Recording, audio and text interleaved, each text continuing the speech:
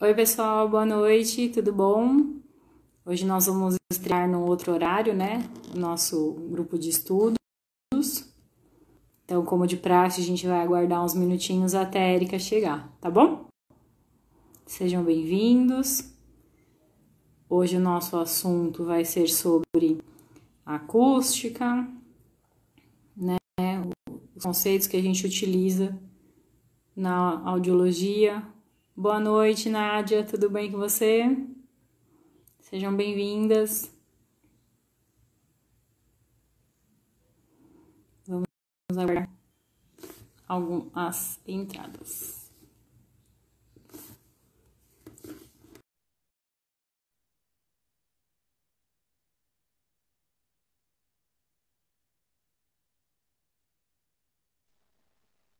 Oiê, tudo bom? Tirando o frio, tá tudo ótimo. Nossa, tá muito frio.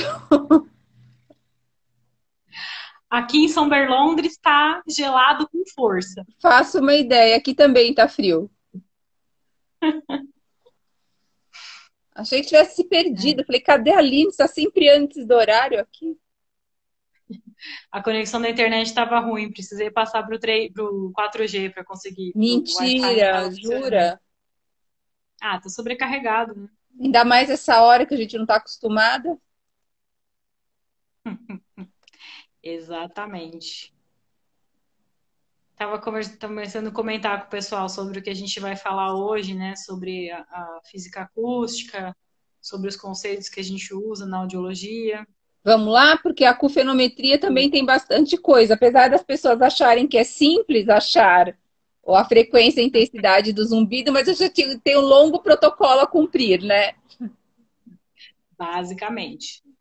Vamos lá? Então, vamos lá. Bom, então pensando que a audiologia depende de todos os fenômenos relacionados à audição, os conceitos que foram desenvolvidos, né, desde as primeiras avaliações, desde os primeiros estudos, todos eles são baseados na física.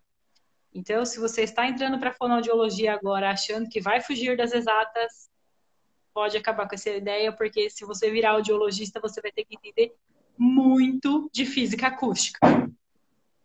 Não necessariamente os cálculos, tá? Felizmente, a gente não precisa lidar com logaritmos e afins. Mas a gente precisa entender quais são os conceitos que são da física e que são aplicados nos nossos exames todos os dias. Entender não só para a realização do exame, quando a gente quer fazer, protetizar o paciente, fazer outras medidas, outras providências, vai se fazer necessário. Mas acho que é super importante, enquanto audiologista, a gente entender que a gente não aperta botão, né? Que tem, além de uma fisiologia do nosso organismo por trás disso, tem a física enquanto meio para a gente descobrir o limiar de audibilidade do paciente. E eu acho que uma das coisas que mais causa confusão é o conceito de nível de pressão sonora, nível de audição e nível de sensação, né? O nível de audição é uma grandeza que não existe na natureza. A gente tem um nível de pressão sonora, onde nas frequências de 250 a 8.000 Hz, a 20, ou vamos falar 20 mil Hz, que hoje a gente já tem a alta As altas frequência, já é frequências. uma realidade. O menor nível audível em nível de pressão sonora foi transformado fisicamente, eletronicamente, no nosso zero nível de audição. Porque senão a gente teria uma curva em U, basicamente, onde a gente ouviria melhor as frequências médias do que as frequências graves e as frequências altas. Para que isso não ocorra, a gente tem um nivelamento todos em zero nível de audição, que é o nosso dBNA. Então, a gente precisa entender a fisiologia do som, né? A gente sempre fala muito da fisiologia do sistema, então a gente tem que entender a fisiologia do som, que é a física acústica que explica. Então, se a gente pensar em onda sonora, né? Ela é uma onda senoidal, ou seja, ela faz uma hélice e ela tem determinados tempos de acontecimento. Então, cada eu tenho um período que a gente denominou como, quando eu digo a ciência, denominou como frequência, tá? Então, cada ciclo que o estímulo sonoro, a onda sonora viajante percorre é uma frequência diferenciada. A gente tem que lembrar que o sistema auditivo é capaz de reconhecer entre 20 e 20 mil Hz, tá? Outra coisa importante sobre a onda sonora, porque por ela ser uma senoide, ela faz um deslocamento do quê? Das partículas do ar. Então a gente não enxerga esse deslocamento, mas ele está acontecendo. Então, conforme eu tenho a movimentação das partículas, a gente tem o que a gente chama de pressão sonora. E é por isso que no vácuo a gente não tem som, porque o som depende de um meio físico para que se propague. As partículas vão uma de encontro à outra e isso a gente vai ter a propagação do som. Por isso também é diferente a velocidade de propagação do som no ar, na água e em meio terrestre. Exato. Então, uma boa maneira de pensar nisso é quando a gente está andando no trânsito e tem uma criatura do Senhor, né, que está com um som muito alto com o carro, que faz com que os carros ao lado vibrem, inclusive, né? Aí você olha para a janela, o vidro do carro está totalmente trepidando. Por quê? Porque a pressão sonora está tão forte que está causando uma vibração num meio rígido que é um vidro, que é a própria estrutura do carro. Por isso que a gente recomenda que as pessoas não ouçam som nessa intensidade, né? Nesse tanto de intensidade, porque assim, o vidro do carro, ele é uma superfície grande, né? Ele tem 40 por 50 centímetros de proporção. A sua membrana do seu tímpano tem 2 centímetros de raio, ou seja, ela é muito pequenininha, né? Então, o estrago que faz no vidro vai causar na sua membrana timpânica e em todo o sistema por decorrência, né? Fora o estresse corporal que isso também provoca, né? Porque o corpo vibra como um todo e a gente tem desencadeado isso, vários fenômenos físicos que o ser humano é suscetível em altos níveis de pressão sonora. Mas isso é assunto para um outro bate-dia e um outro bate-horário. Aliás, outro bate-dia, né? Que o horário a gente vai começar a ficar... Exatamente. O horário é mesmo o mesmo. E só entendeu essa piada quem nasceu antes de 2000. Depois de 2000. Exatamente. Os millennials não entendem, não sabem o que é isso. Bom, então a gente falou da frequência, que é o ciclo que a senoide percorre, né? Então, cada vez que eu completo o ciclo, eu tenho uma frequência diferente. A gente falou da pressão sonora, que é o deslocamento das partículas de ar por conta do estímulo. E a gente também tem que pensar no quê? Na amplitude e no comprimento da onda. A amplitude está relacionada justamente o quê? A força de acontecimento, tá? Então, se eu tenho um som grave, por exemplo, a amplitude da onda vai ser baixa, né?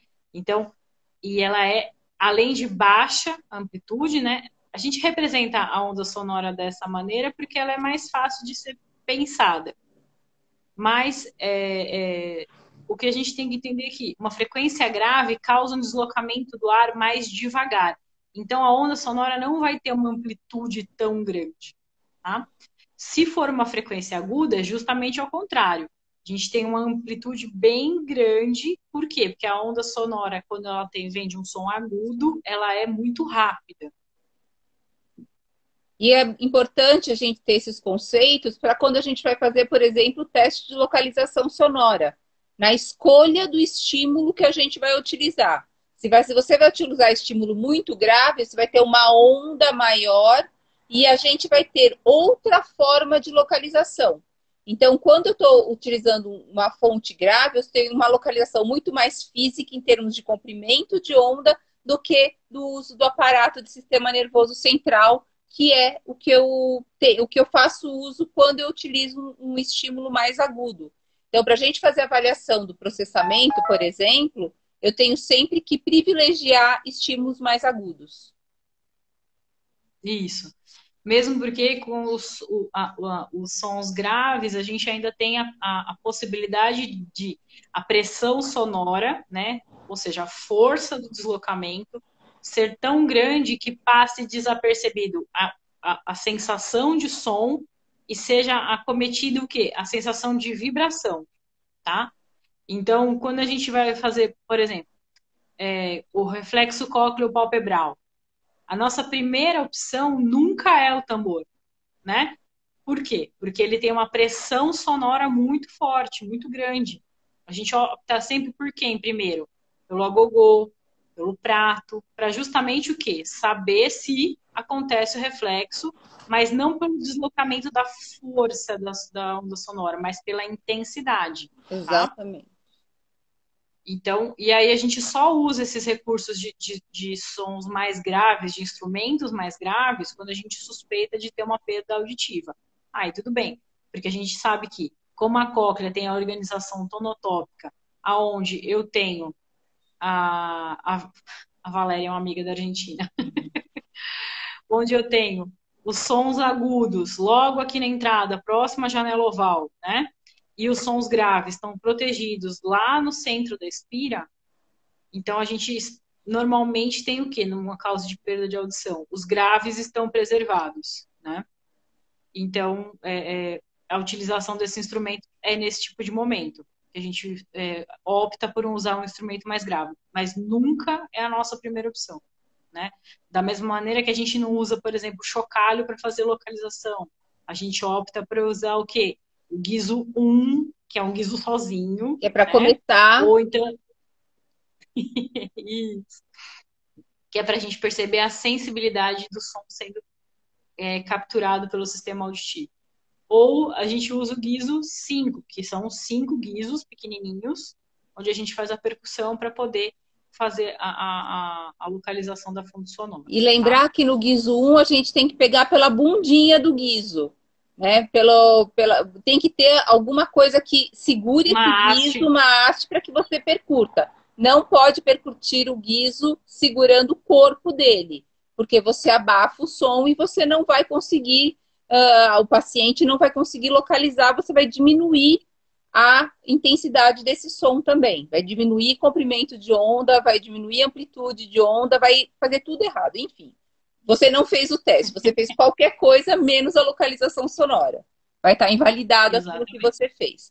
E lembrar que quando a gente faz o cócleo, não pode ficar percutindo continuamente, porque a gente vai ter um outro fenômeno que é a adaptação. Né? Uma hora para de Isso. responder. Então, sempre começar do mais baixo para o mais intenso. Isso. E sempre procurar você mesmo estar com as suas orelhas ocluídas, tá? Porque senão você tem reflexo cócleo junto com o paciente. Por isso que o Exatamente. ideal, quando se faz avaliação comportamental, é que tenham dois avaliadores, para que um possa observar a resposta, Mesmo tá? porque a gente tem que ter é o ideal, né? A gente sabe que pode ser que não seja o real, porque muitas vezes está sozinho em consultório. Mas é ideal porque tem dois avaliadores também, para que os dois tenham concordância, principalmente na localização sonora. O que um pode Sim. dizer que é um reflexo, o outro pode falar não, foi localização, não, ele te viu. Então, a concordância de dois avaliadores sempre é muito bem-vinda, né? A gente pode até discutir como realizar uma avaliação comportamental aqui em outro dia, mas um dado muito importante é não dar a pista e sempre utilizar os instrumentos corretos, né? Não só os instrumentos certos, como na apresentação correta, para que a gente não Isso.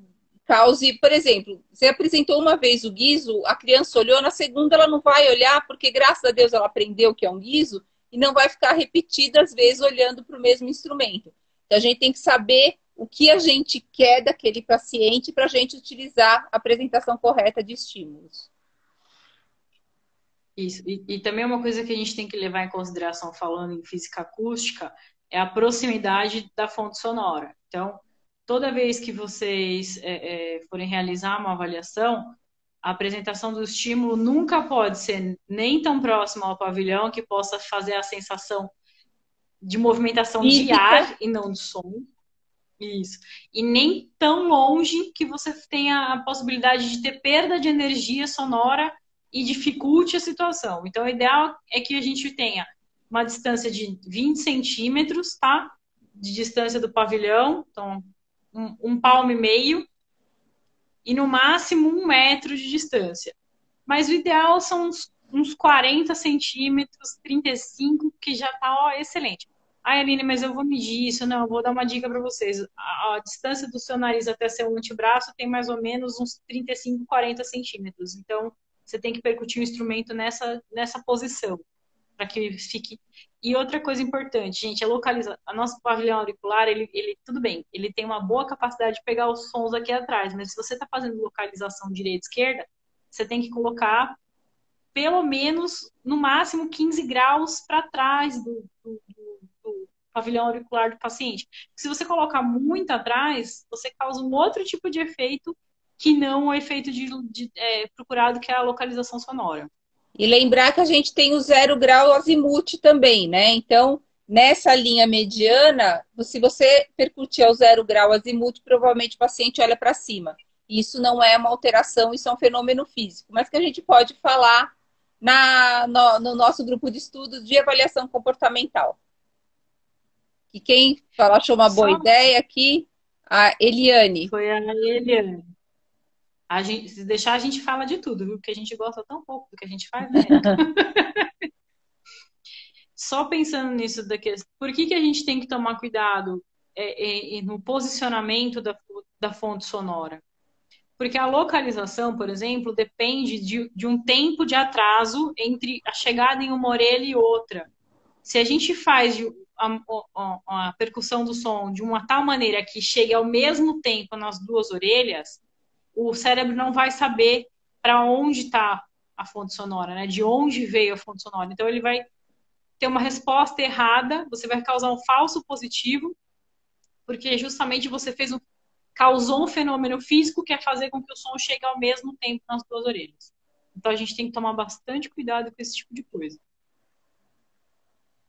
Certo? Eu acho que de física acústica era isso, né? Lembrar que o narrowband e o speech noise e white noise não é unidade de som, não é dB nível de pressão sonora, então você nunca usou de 30 a 40 dB narrowband, né? Narrowband é a unidade, né? O narrowband é o tipo de ruído, a unidade não é narrowband. Então você vai colocar no começo narrowband para você identificar qual é o tipo de som e qual a intensidade que você utilizou. Lembrar que é importante colocar qual é o ruído que você utilizou, porque se você utilizou narrowband, se você utilizou white noise, são outras grandezas, é outra efetividade que vai mostrar para quem está lendo aquele exame se seu exame está certo ou não. Isso.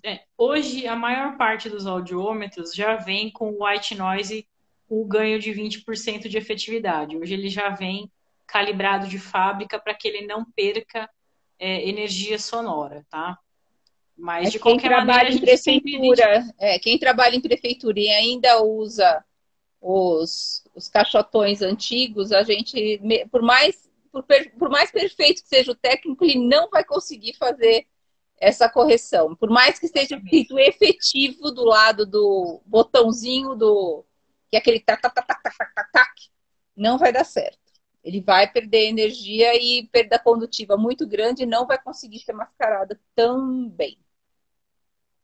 Exatamente. Então, a gente tem que pensar que a medida de intensidade que é aplicada na audiologia é o decibel. Uma curiosidade importante, tá, pessoal? Não são decibéis, são decibels. Por quê? Porque quem inventou essa medida foi o nosso conhecido amigo Alexander Graham Bell. Então, o sobrenome dele não sofre flexão, porque a gente acha bonito escrever decibéis. São decibels, né? Um E, um S no vizinho, sozinho no final. Por favor, tá? Porque em homenagem ao descobridor dessa maneira de fazer a mensuração da intensidade do som, tá? Ah, mas na literatura aparece decibéis. Isso. Então, só que isso foi uma abrasileiração, tá? Não existe isso de colocar decibéis, decibel. Isso, André, exatamente, da maneira como você está escrevendo, Dói tá? no O ouvido quando desse, dá um decibéis. eu tenho vontade de chorar. Eu também. Toda vez que eu vou falar disso na aula, eu falo, gente, seu sobrenome, que nem eu. Eu nunca vou ser Bovolinis, né? Vai ser sempre Bovolini. Exatamente. Se eu inventar uma grandeza, eu não quero que ninguém escreva Bovolinis, tá? Por favor. Não, não dá. Mas falando sério, pessoal, a gente tem que entender a medida de intensidade que foi pensada, o zero absoluto que é colocado no audiômetro, ele não é um zero real, tá? Ele é um zero que é proporcionado pela eletrônica do equipamento, tá? Tanto que se você, quando você vai fazer a calibração, se vocês tiverem a oportunidade de acompanhar um técnico fazendo a calibração, vocês vão ver que eles vão colocar um equipamento que se assemelha à cavidade do nosso ouvido, das nossas orelhas, para ter o mesmo nível de pressão sonora que se assemelhe ao zero absoluto, que é o dBNA, tá? Então, tudo bem até aqui? Alguma dúvida? E assim, é importante que o audiômetro seja calibrado todo ano por via aérea, por via óssea, e a cabina audiométrica também precisa ser calibrada. Então, para a gente ter um exame Exatamente. fidedigno, um exame confiável, os equipamentos têm que ser calibrados anualmente. É um Isso. gasto, mas que você repõe. É um Não, é um investimento. investimento. É um investimento que tem Porque, que ser feito. exato, que é a sua tranquilidade, é a sua segurança de que tudo que você podia garantir está feito. Outra coisa muito importante que as pessoas têm que saber, que na verdade é uma curiosidade, mas vale a pena saber, é que o audiograma ele está de ponta cabeça, né? Quando ele Sim. foi pensado lá em 1937, 1940, ele foi desenvolvido na junção de médicos, mas também de engenheiros acústicos, né? E aí o pessoal da engenharia acústica meio que duvidou da nossa capacidade de entender, né, nós da área da saúde, o funcionamento daquilo. Então eles montaram o audiograma de ponta cabeça, ou seja, na vida real, acho que a gente até comentou isso em uma outra live, né, Érica? Na vida real, a via óssea é sempre pior do que a via aérea, tá? Porque como a gente sempre brinca, ninguém vai colocar a boca aqui na mastoide do outro e vai ficar falando para causar vibração na cóclea. A gente tem um meio aéreo que nos permite ouvir, né? E quando a nossa via aérea está ruim, a gente põe aparelho auditivo, né? Então, fisiologicamente falando, na vida real, a óssea é sempre pior que a aérea. Só que por uma questão de estética de funcionamento do exame, o audiograma está de ponta cabeça. Então, por isso que no audiograma a óssea ela é sempre melhor do que a via aérea, tá? A professora Alda sempre comentava isso, a professora Alda Cristina Borges, né? Que existe a possibilidade de todo mundo fala assim, a óssea nunca pode dar pior que a via aérea no exame. Então, vou contar, né? A gente sempre fala isso. Nunca não existe, sempre também não existe. Cada organismo funciona de uma maneira e vão existir pacientes que eles vão responder pior para a via óssea do que para a via aérea, mesmo a gente tendo uma condução direta no osso, tá? Para estimular a cóclea. E o que você faz nesse caso? Eu vou piorar a aérea para ficar bonito. Não, gente, você vai acoplar ela junto com a via a óssea, junto com a via aérea, sem problema nenhum. Mas, porém, contudo, todavia, entretanto, sempre tendo certeza que você tirou o limiar de via aérea corretamente, que você mascarou para obter aquela óssea. Então, todos esses cuidados, eles E todos ninguém é curva são. sombra de lugar nenhum. Exatamente. E a curva sombra também é um fenômeno físico, né? É um Sim. fenômeno da física acústica, que é a perda de energia que percorre, que é a nossa querida e famosa atenuação interaural, que é ao transpassar, né, de uma orelha para outra, a movimentação craniana, eu perco energia da fonte sonora e tenho uma ativação do lado contralateral, se essa energia for suficientemente forte né? Para que eu tenha essa ativação das duas orelhas. Acho que era isso, né? Acho que é isso. É, Vamos a falar gente da tem pressão nossa sonora. amiga É, acufenometria. isso, vamos falar da CUFA. Então, o que Só que... um parênteses. Fala. Não, é que na impedanciometria a gente também utiliza a pressão sonora, só que de uma maneira diferente, Sim, né? Na audiometria a gente tem a transformação do dBNS para dBNPS, aliás, para dBNA, e na imitanciometria a gente tem o dBNPS, nível de pressão sonora ali o tempo todo. Por isso que a gente tem dois tipos de sondas que podem ser utilizadas, que é a de 226 Hz, que é a mais conhecida de todas, e a de 1000 Hz, que ela tem uma melhor efetividade em crianças pequenas. né? Mas Pronto, lembrar que acho que era toda a isso. padronização que a gente discutiu nos grupos passados, a gente está falando de 226 Hz. O de tom sonda Isso, 226 exatamente. Hz e não 1000 Hz. E lembrar que o reflexo, ele é desencadeado, quando ele é contralateral, ele é desencadeado no fone, por isso ele está em dBNA, por isso ele pode ser comparado com a audiometria, por isso que a gente pode ter o recrutamento objetivo de METs. Acho que é isso, né, Exatamente. Li? Acredito que sim. Senão a gente vai começar a falar muito coisas de lá do Einstein, né? Do Sir Isaac Não que eu Newton. não Vamos goste, focar mas na eu acho fono. que não é o caso. Para que serve, então, a Fica para outro acufenometria? dia. Para um outro bate-encontro. Para que serve, então, a acufenometria? Na acufenometria, a gente vai querer medir as características psicoacústicas do som, do zumbido do paciente, certo? Mas para que precisa disso? Para a reabilitação do paciente. Né? A gente vai conhecer o zumbido desse indivíduo. Por onde a gente começa a acufenometria? Pela anamnese. Né? A acufenometria começa antes do paciente, assim como a avaliação audiológica começa na anamnese, a acufenometria também vai começar por uma anamnese. Uma anamnese muito bem feita, não vale usar aquelas protocolares só que a gente usa na áudio, que geralmente você tem uma fila enorme, você já coloca o paciente na imitância e vai fazendo a anamnese enquanto você faz imitância, geralmente é assim que acontece. Não, você precisa cuidar desse paciente com zumbido. Não sei quantas pessoas têm zumbido ou já tiveram zumbido, mas o zumbido deixa marcas não só físicas, mas muitas marcas emocionais. Tem pessoas, alguns anos atrás nos Estados Unidos, o maior índice de suicídio acontecia por conta de zumbido. É um barulho Hoje infernal. Oi? Hoje é o terceiro? é a terceira maior causa de suicídio em qualquer lugar do mundo. É muito alto, né? É assustador isso.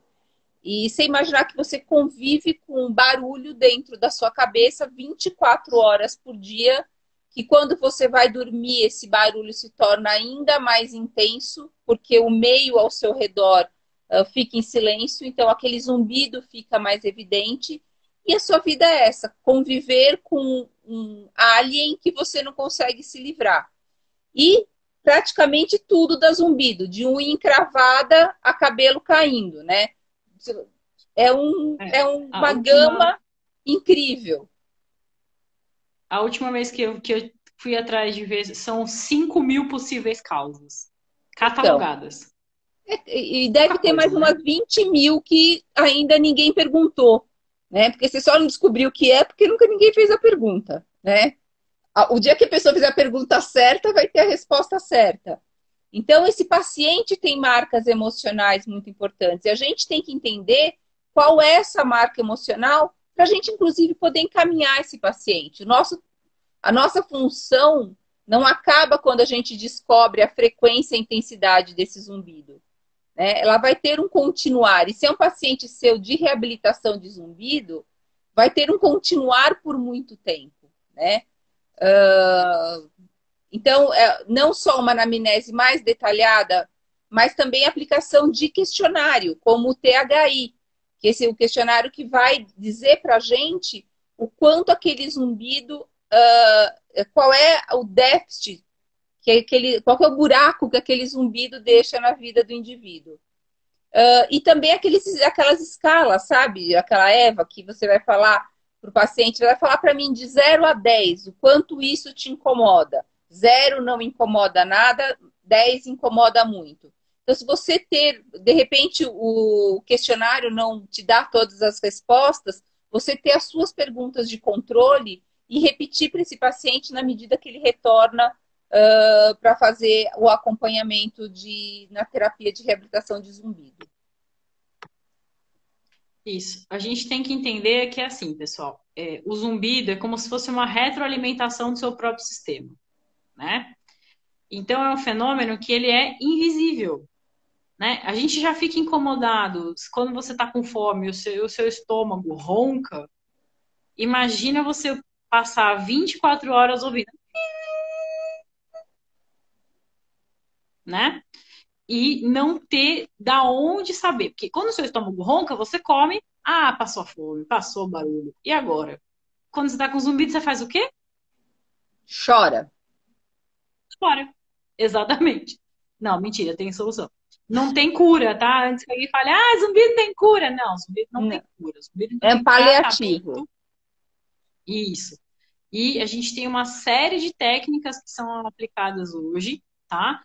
Justamente partindo, inclusive, do emocional do paciente, tá? Uma coisa que a gente tem que saber orientar o nosso paciente a gente realiza a anamnese para entender, mas a gente também tem que ouvir aqueles dados para saber para quem encaminhar. Então, um médico que além do otorrino, que é muito parceiro na questão do zumbido, da terapia do zumbido, é o endocrinologista, tá? E a gente precisa ser muito insistente, porque a gente acho que já comentou isso com vocês. Tudo que é na área da saúde são faixas de normalidade, tá? Então, a gente não tem uma glicemia que 75 gramas de glicemia por não sei quantos ml de sangue é normal. Não, a gente tem uma faixa, vai de 70 a 100, né? Só que o cara que está próximo dos 70, apesar dele estar normal, ele pode ter sintoma endócrino. O cara que está em cima dos 100 é a mesma coisa, né? Às vezes, mesmo quando está dentro dessa faixa de frequência, de normalidade, a gente ainda assim tem sintoma. Eu sei porque eu convivo, por exemplo, com meu pai. Eu sempre uso esse exemplo. A faixa de ácido úrico é de 4 a 7 pH. Acho que pH. Né? É o normal. E o dele, quando tá em 5 pH, ele não aguenta andar de dor nas pernas. E é o ácido úrico. Aí você leva pro médico e fala assim, não, mas tá normal. Não, não tá. Tá dentro da faixa de normalidade. Mas pro organismo dele não está normal. A mesma coisa serve para qualquer alteração endócrina, né?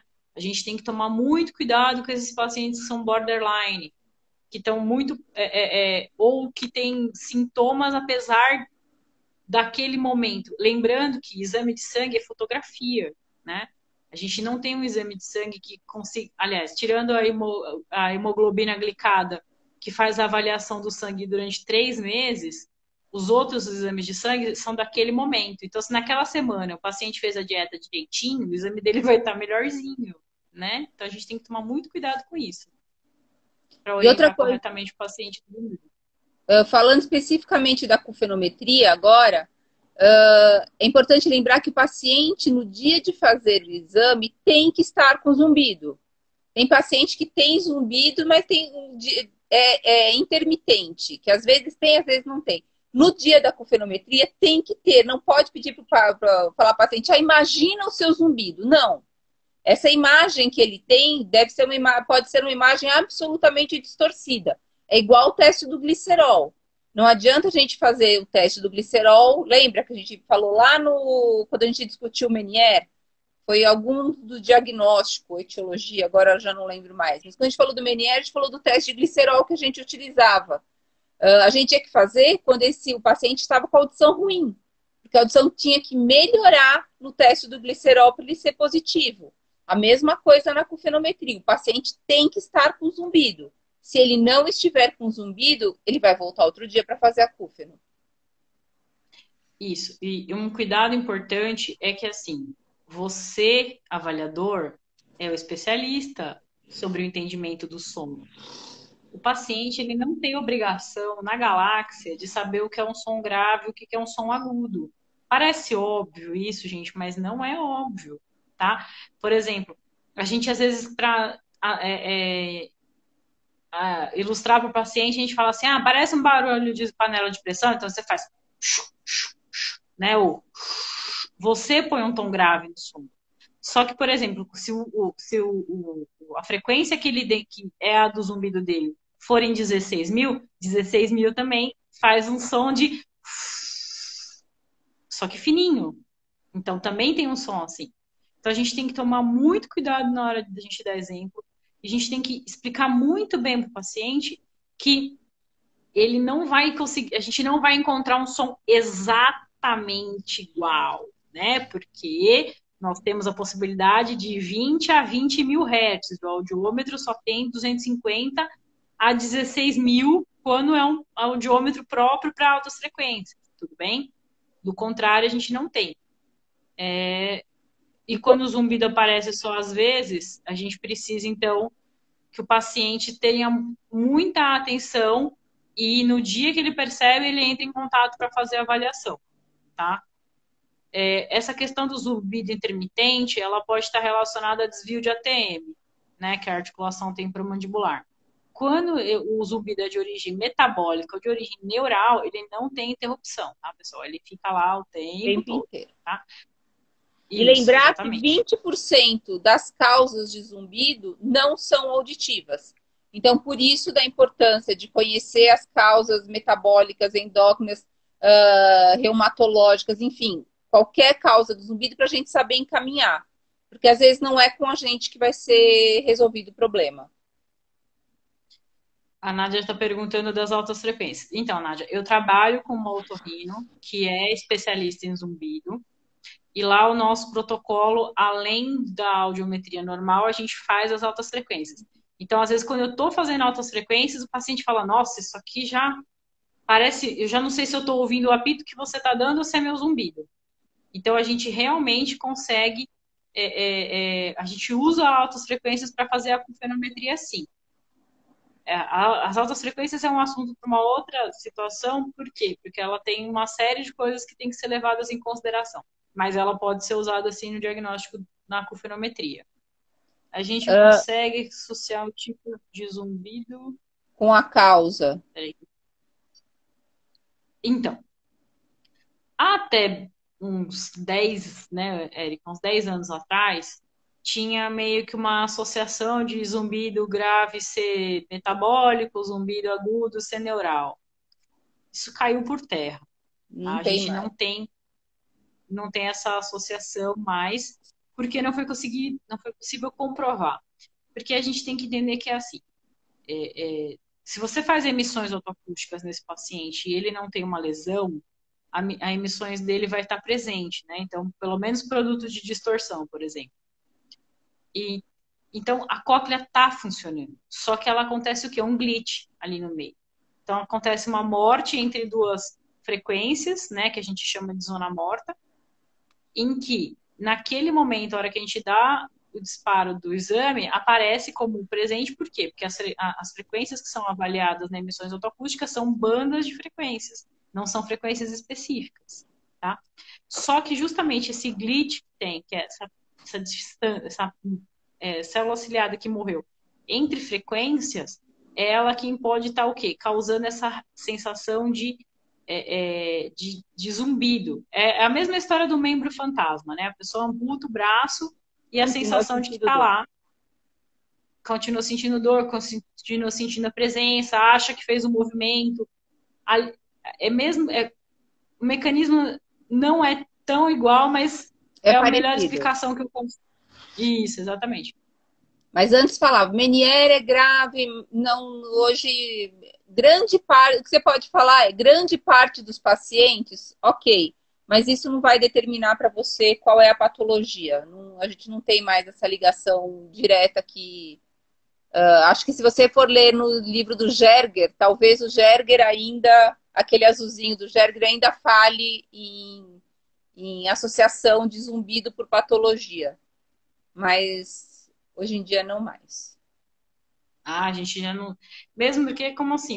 Hoje você tem a possibilidade de 5.000 possíveis causas, e é do paciente, é do horário que ele está percebendo. Por exemplo, eu tenho zumbido. O meu zumbido, ele parece um barulho de pneu vazando. Então ele fica. Mas é o tempo todo? Não é o tempo todo. Eu tenho alguma alteração metabólica? Não tenho. O meu provavelmente é por conta do desvio de ATM que eu tenho bastante importante. Só que não é um som que me incomoda, não é um som que me causa sofrimento. Mas para a maior parte das pessoas causa. Porque assim, você. Todo mundo aqui já teve a sensação de estar ouvindo um som que não existe. Isso dá um mal-estar para o cérebro, porque assim, será que eu estou ficando louco? Será que só eu estou ouvindo isso? Será que isso é coisa da minha cabeça? Né? Será que eu estou querendo? Então, assim, isso causa uma angústia muito grande no paciente, tá? Então, a sensação dele vai ser bem diferenciada, bem marcada do zumbido. Para a gente conseguir falar, ah, não, isso é de estria vascular, isso é de não sei o quê, né? Vocês É muito perceberam que especificidade. eu ativei sem querer um filtro aqui do Instagram, eu tô aparecendo agora com os olhos pintados. Mas tá linda, você fez uma maquiagem ótima. Eu tô falando, eu tava aqui pensando, nossa, ela tá com uma maquiagem boa hoje. Ativei o filtro errado, ainda bem que não tá aparecendo estrelinhas, né? Ai, Jesus. Bom, vamos lá. Então, quando a Alessandra gente vai comer. Alessandra, tá falando que o dela aparece em apitos e é isso. E desaparece logo na sequência. Então, Alessandra, precisa fazer uma investigação, porque isso pode ter relação com a tuba auditiva, mas isso aí é uma outra história. Vamos voltar para a CUFEN, pessoal, senão a gente não vai conseguir. a A gente primeira tem coisa 19 minutos. na CUFENO é fazer a audiometria. Né? Você vai fazer a audiometria convencional de 250 a 8.000 e a audiometria de alta frequência. Não dá para escapar, a gente tem que achar, sim, os limiares de audibilidade do paciente.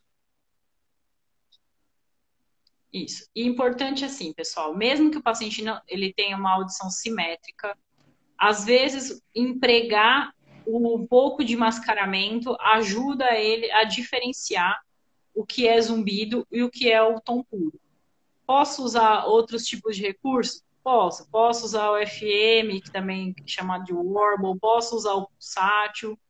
Por quê? Porque a gente quer que esse paciente tenha percepção da faixa de audibilidade, né? Que a gente consiga registrar essa faixa de audibilidade para depois tentar a identificação de que frequência e que intensidade acontece o zumbido dele, que som se assemelha ao zumbido dele. Eu sou mega fã de Warble, né? Para fazer a audiometria, o meu audiômetro, eu sento no audiômetro e ligo o Warble. Eu acho que ele resolve todos os problemas e não é chato, quer dizer, é chato, mas ele é menos chato que o tom puro.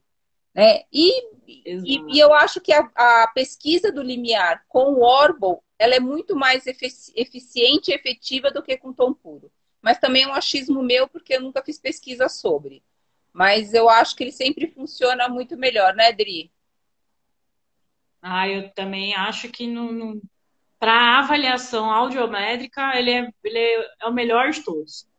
Agora, quando a gente vai fazer a busca da frequência do zumbido, aí a gente não pode usar esse recurso, tá, pessoal? A gente tem que deixar o tom puro, puro mesmo, para justamente Sim. ter a sensibilidade diferenciada, né? Para o paciente, até mesmo para ele entender que aquilo que ele estava ouvindo primeiro foi fabricado pela gente, quando a gente dá o apito, e aquilo que agora a gente está dando de estímulo é o que pode ser semelhante ao som que ele ouve. Então, lembrar que na Né? CUFN a gente vai pesquisar duas grandezas. A gente vai querer saber qual é a frequência desse zumbido e qual é a intensidade desse zumbido. Então, a gente vai pesquisar isso em dois momentos separados. Primeiro, a gente vai determinar a frequência e depois a gente vai determinar qual é a intensidade. No mundo ideal, a gente usaria um audiômetro que vá de 1 em 1 em frequência, né? Você acharia qual é a frequência principal, por exemplo, 4.000 Hz, e aí de 1 em 1 Hz você descobriria qual é a frequência exata desse zumbido. Mas isso é no mundo de Alice, porque efetivamente eu desconheço quem tenha um audiômetro tão específico. Você Não, ele tem Ele tem, alguns ele audiômetros têm é, você consegue fazer pelo setup a modificação de 5 é, para de 1 em 1 dB. Mas a mas questão é que assim, a gente cai de novo naquela questão que é, o paciente ele não é treinado para perceber variações tão pequenas, né? é só o A gente que músico. lida com isso, O paciente é músico isso, vai exatamente. conseguir. Mas se nem a gente que está o tempo todo exposto ao estímulo consegue perceber variação de 1 em 1 dB, imagina um indivíduo que está nervoso, está dentro da cabine, está cansado, já viraram ele do avesso, ninguém descobre o zumbido dele. Então vamos facilitar a vida do coleguinha, tá?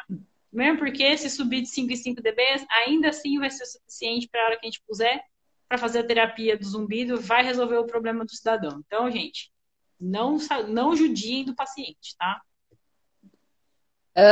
Quem vai conseguir é basicamente audiofilista, né? Que vive para ouvir, e músico, ouvidos absolutos, mas é muito difícil, de fato, conseguir a gente ter essa diferença tão pequena percebida. Mas no mundo ideal é assim, né? Vamos lá. E Isso. como que a gente faz a pesquisa dessa frequência? O A- AZ consegue em NPS? Qual AZ? Em nível o DBNA a gente consegue. Quando a gente está pesquisando a intensidade, a maioria hoje já vai de um em um. Isso, mas Não, não não conheço entendi. dessa de ser É, pressão sonora, não. Explica pra gente, André. Bom, então a gente vai pesquisar a frequência. A gente sempre tenta mostrar para o paciente sons que possam ser parecidos com o que ele está ouvindo, tá? Ah, a Z17, esse eu não conheço, não. Você conhece, Érico? a Z17? Não. Esse audiômetro eu não conheço, não. Eu conheço o MA18, que está lá na Unifesp, que é a caixa de rádio dos anos 30, mas Nossa. vou trocar. Ó, vamos lá que a gente É, tem 12 minutos. isso. Então a gente vai fazer o quê? Vai mostrar para o paciente, nunca em cima da intensidade do limiar que você obteve, tá, pessoal? Porque senão você vai causar uma dificuldade no paciente, coitado. Então vamos lá, põe sempre uns 20, 30 dBs acima do que você achou de limiar, para ficar justamente confortável para ele perceber a intensidade do som, né? E aí você vai buscando junto com o paciente apresentando o som. Aí você sempre faz isso. Digamos que ele fale, é um som bem fininho. Você vai começar lá no 16.000? Não vai, né, gente? Vamos pensar um pouquinho e vamos começar com uma frequência que a gente usa muito no dia a dia, que é a frequência de 6.000 Hz, por exemplo, né? 8.000 Hz. Se o paciente falar, não, ainda é mais fino que isso, aí você parte para as altas frequências, para localizar, né? O estímulo que seja parecido com ele. E aí você vai testando. Aí vai ter um determinado momento que o paciente vai falar para você assim, parece esse. Aí você fala, opa, E é importante então tá. explicar para o paciente que a gente está utilizando uma intensidade acima do zumbido, que provavelmente é o zumbido dele, que a gente está preocupado não com a gente está preocupado se o som é mais fino ou mais grosso, e não preocupado se o som é mais alto ou mais baixo.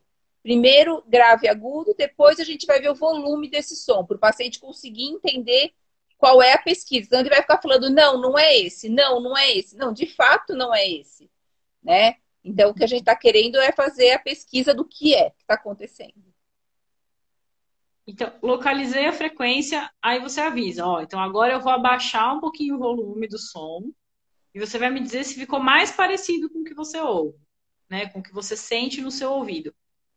E aí você vai chegando numa intensidade que o paciente vai falar, nossa, agora eu já não sei mais se eu estou ouvindo o apito que você está dando ou se é o apito do meu ouvido.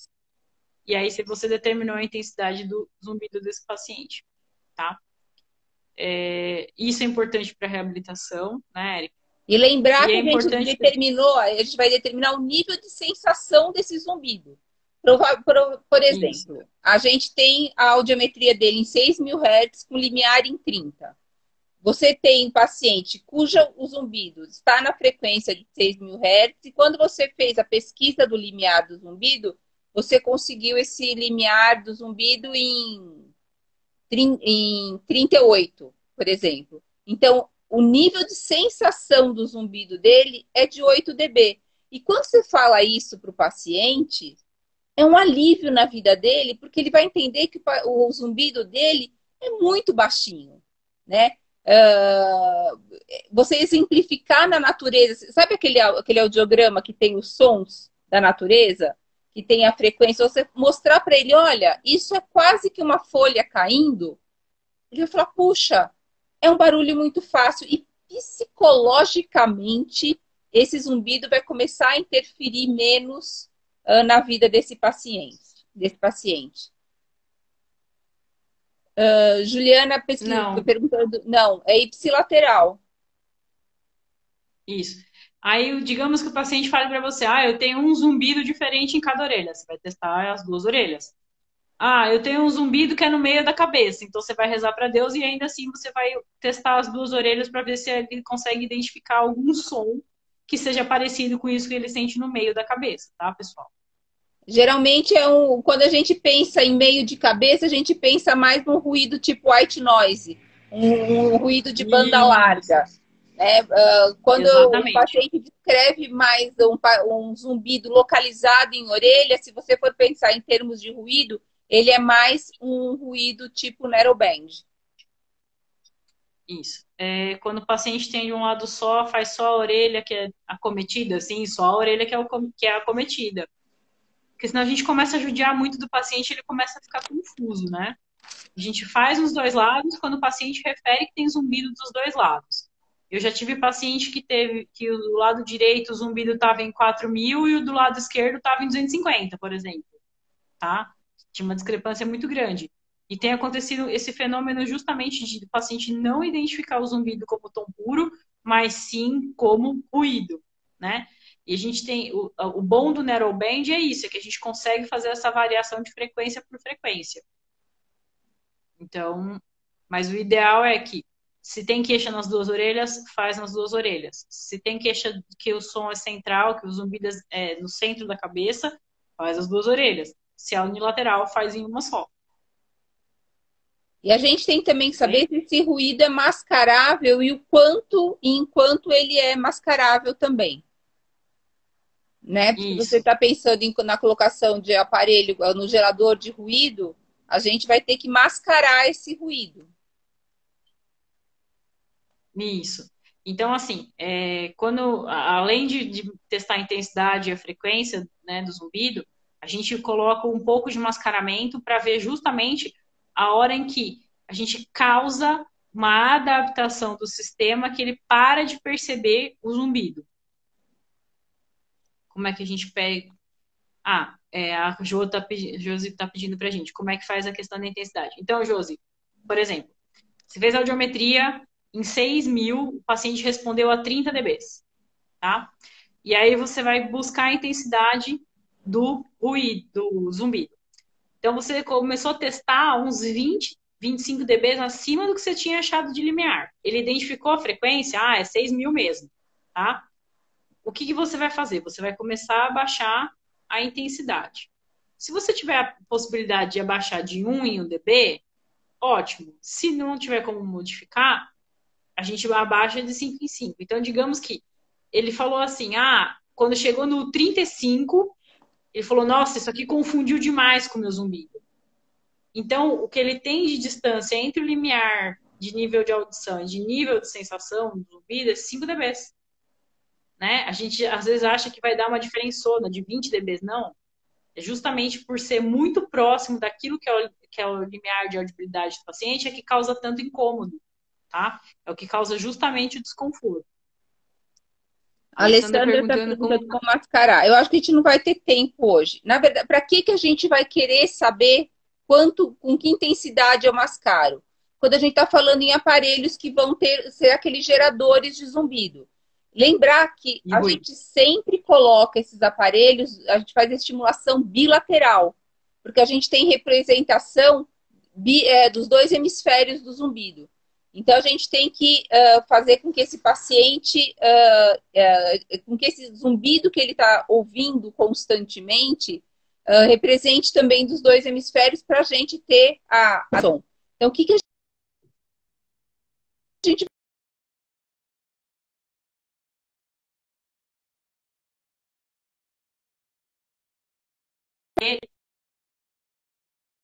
Trabalho. Oi, oi, Pode falar. Foi, não, voltou. você sumiu um tempo aqui, você deu um blackout. É, A aqui gente vai também. querer, a gente vai querer saber quanto de ruído mascarante elimina a presença daquele zumbido. Então, a primeira coisa que a gente vai fazer é determinar qual é o limiar de audibilidade desse zumbido com o ruído. Ixi, então vamos começar de novo. O que, a gente vai querer saber? Por que, que a gente vai querer saber qual é se esse ruído é mascarável ou não? Para eu saber a intensidade que eu vou programar o aparelho, o gerenciador de zumbido, o aparelho que vai fazer a estimulação do zumbido. A gente pode fazer, podemos pensar numa live. A gente vai ter, Maria Rejane, um mini curso com a doutora Patrícia Arena, que vai ser sobre zumbido. O curso é sobre tipos de zumbido, causas de zumbido, tratamento do zumbido. Então, a doutora Patrícia Arena vai falar tudo que é preciso saber sobre zumbido, diagnóstico, a parte médica, a parte fonoaudiológica, vai ser um assunto.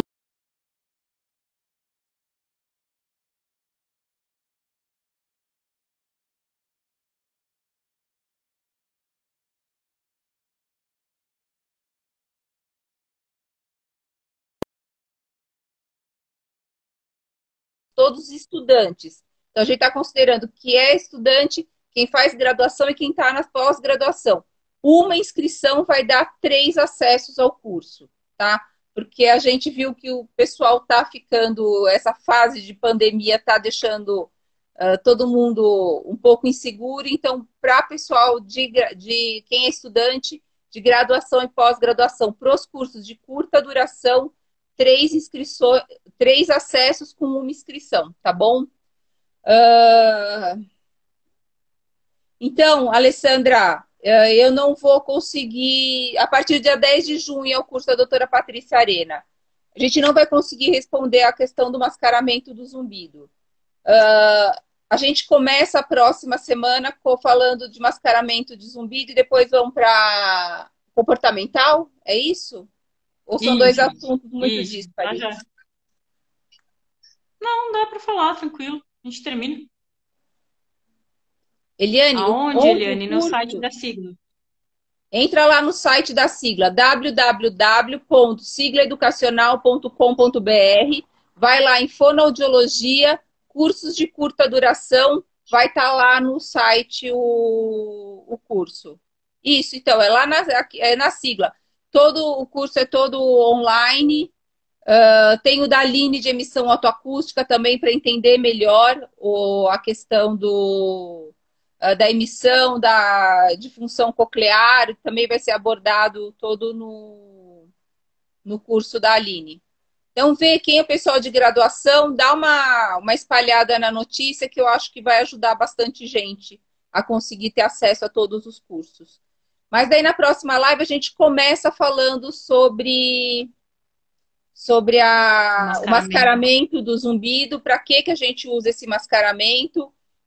A gente pode até falar rapidinho também de estimulação cortical, de por que a gente tem que fazer estimulação bilateral do som. Obrigada, Andréia. Isso. Obrigada, querida. Bom, gente, hoje a gente vai cair daqui 5 minutinhos, né? 5 minutos? É. Falei, opa, não, mentira, vamos mascarar o zumbido. 5 minutos a gente consegue. Então, a gente gosta sempre de agradecer a presença de vocês. Espero que as nossas explicações estejam sendo bem compreendidas. E se ficou alguma dúvida, por favor, entre em contato pelo Instagram da sigla, pelo meu Instagram, pelo site da sigla, para que a gente possa sempre melhorar as nossas lives, né, as nossas discussões. Se vocês não tiverem o questionário também do zumbido, pode pedir que a gente manda para vocês o questionário.